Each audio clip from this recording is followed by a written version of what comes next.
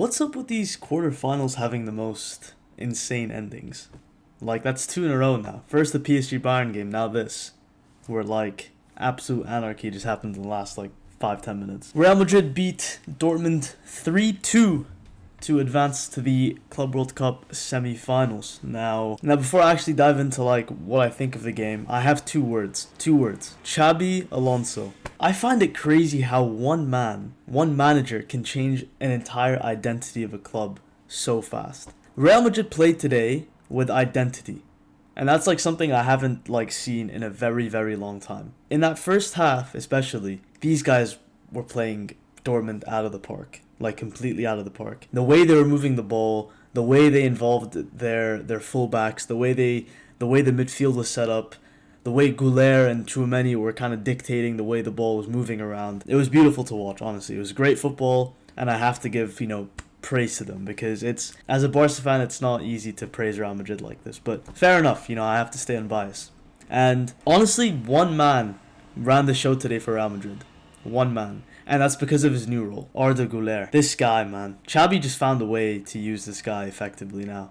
Like, dropping him deep next to Tchouameni when they build up out of possession, whether it's in a back three or back four, etc. This guy just runs the whole midfield, man. He creates so much.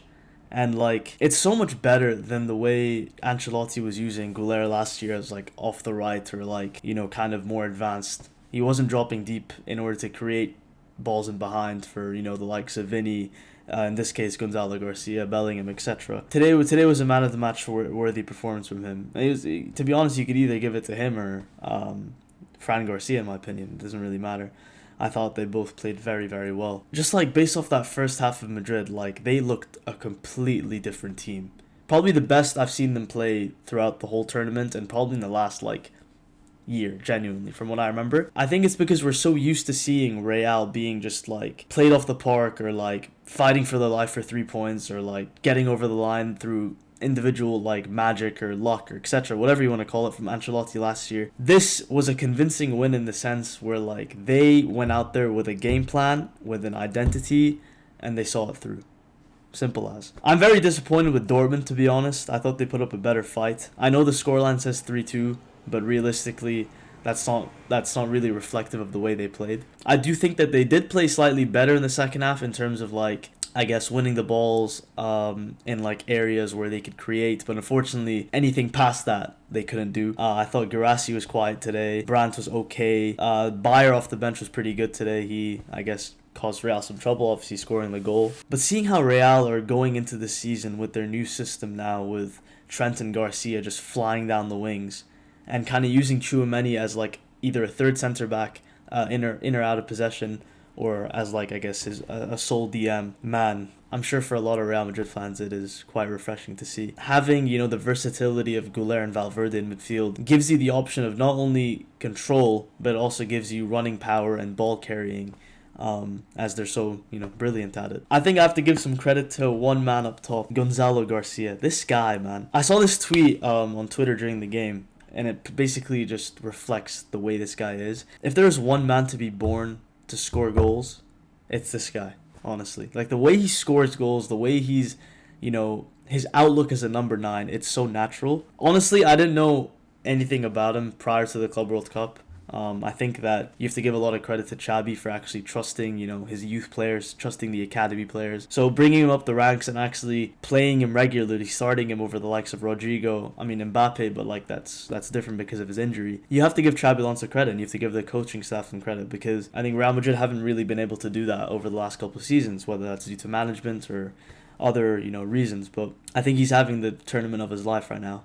Scoring, I think the commentator said he's like joint top scorer now with like Leonardo and some other player, I forgot. But fair play to Garcia. He's having the tournament of his life, and let's see if he can keep up this form going into the new season. Honestly, I didn't think Vinny had the greatest game today. I thought he was quite poor in terms of his decision making in the final third.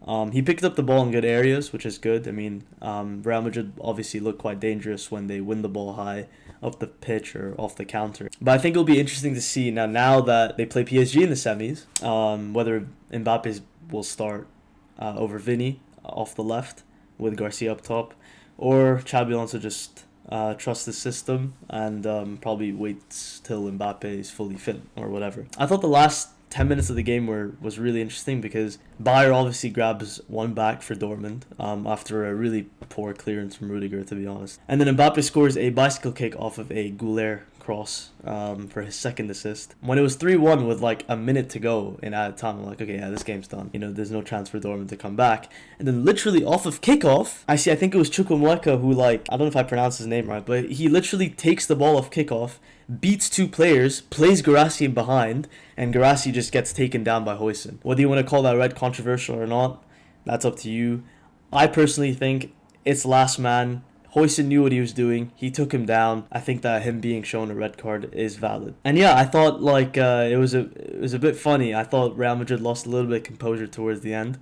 Courtois whipped out probably one of the best saves I've seen in a while to save them from actually not conceding a third off of a Sabitzer volley in literally the dying seconds of the game. So the last 10 minutes were kind of mental, but nonetheless, it's a great win for Real. I thought they played really well. Semifinals are going to be interesting. Mbappe against PSG. Enrique against Xabi Alonso. It's gonna be a good game, to be honest. So I'll probably definitely have a reaction video for that. Hope you guys enjoyed the 2 videos today.